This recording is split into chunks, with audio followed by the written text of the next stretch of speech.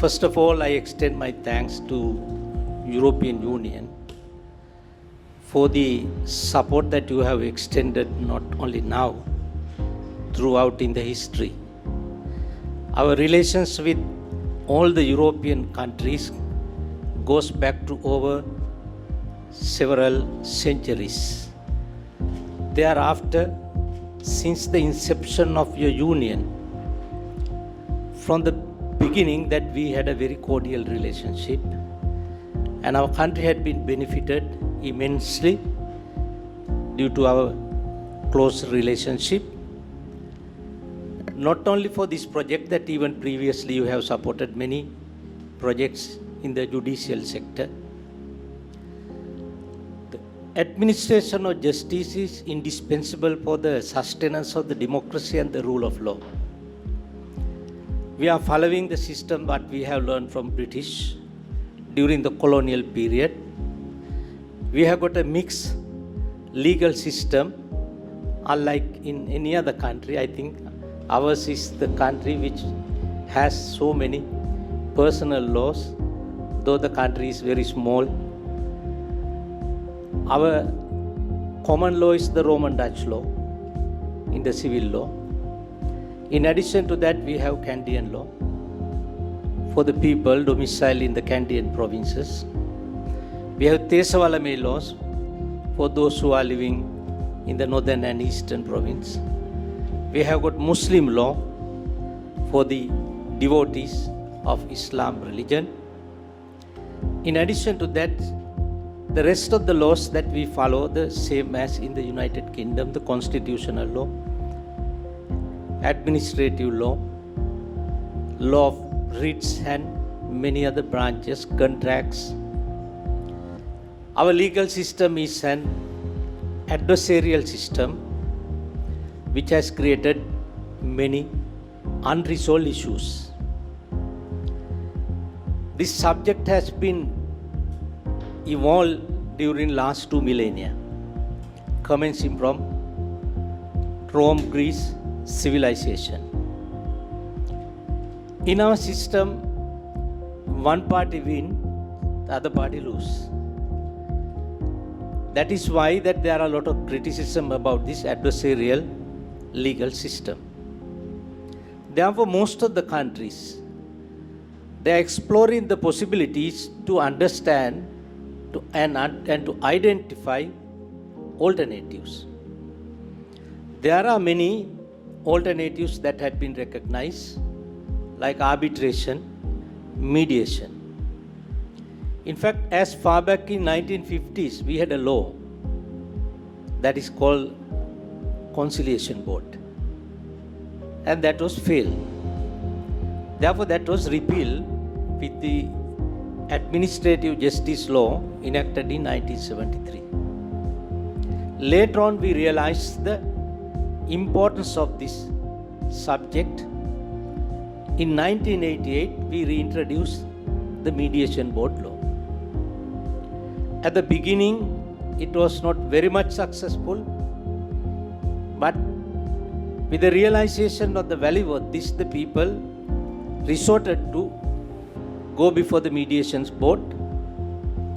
As far as I can remember, in 2015, their successful rate of disposal of cases was about 47%. But when I studied recently, the statistics shows it has gone up to 70%. That clearly shows that's a very serious improvement in this alternative conflict resolution method. In 2015, the threshold limit to entertain an application by the Mediation Board was rupees 250,000. I increased it to 500,000 in 2015. As a result, we avoided about 50,000 cases flooding into the district court on small disputes relating to land or any other thing. This includes some criminal aspects also. But the reduction of 50,000 per year coming into the district court is a great achievement. If it is for 5 years, 250,000 cases. And that is why that we need the support of you to develop this system. In addition to the ordinary mediation board system, that we introduce a new system that is called special mediation board. Initially we introduced them in the northern and eastern province, where the people were very badly affected during the conflict period of 30 years. Those disputes had been successfully resolved, but unresolved percentage of the cases, of course, you will have to resort to the ordinary legal system through the courts of law. Now, after we realize the success of the special mediation board, we have introduced into few other areas in the country. We are exploring the possibility of introducing into the whole island. If so that we can reduce the numbers coming into the court of law, that is, we think that is one of the best solution to avoid the law's delays. Therefore, we are having a dialogue at the moment as to whether we should increase this threshold limit of 500,000 to 1 million. Then the mediation board will have more powers and they can effectively discharge their duties. European Union, after realizing that the need of the technical support, decided to extend their grants. We had a very colorful function at British Council in your absence, Your Excellency. Your ambassador was present. And we'll have to educate the people the value of it. The main reason as to why that we must appreciate is, whenever a matter is resolved before the mediation board, no animosity, no enemies, all walks out as friends. When it is adjudicated in the court of law, the party who got the victory, that he is happy, the other party is an aggrieved party or the victims. Some party is suffering. Therefore, that this is the best way of resolving human conflicts over small disputes, which could be resolved with the expertise of these members who are serving in our boards. Just to guide them, that we have a team of very, very experienced and eminent judicial officers. Honorable Justice Hekdeapa, who was a judge of the Supreme Court and who had been in the judiciary over 3 decades.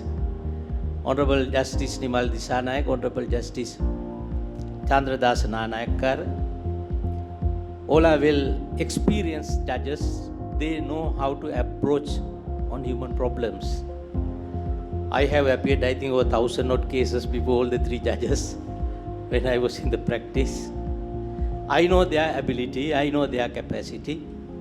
With their blessings, with their guidance, so we can go for a long journey to resolve human conflicts and their grievances.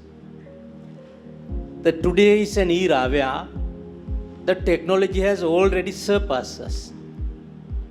We are far behind. Now we will have to go behind the technology. And that may be the reason the European Union thought it fit, when they support us, that they must give the technical support by providing laptop. I am hopeful that all our members of these mediation boards, they will make use these items very carefully and meaningfully to resolve these issues. Since the technology is developing so fast, we are compelled to make many laws. We have passed data protection law in this year. Then we have passed Electronic Transactions Act. But still, there are many loopholes, lacunas. Now we are attending to all these issues as to how that we can have a complete set of law in relation to this technology.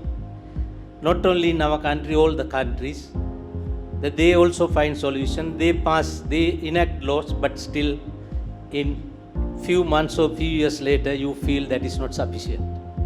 Therefore, you will have to go for reforms. For the support extended by the European Union on behalf of the Minister of Justice and on behalf of the government of Sri Lanka and people of Sri Lanka, I am thankful to you, and I hope that you will continue to support us to resolve these disputes during this difficult period which we have faced. Thank you very much.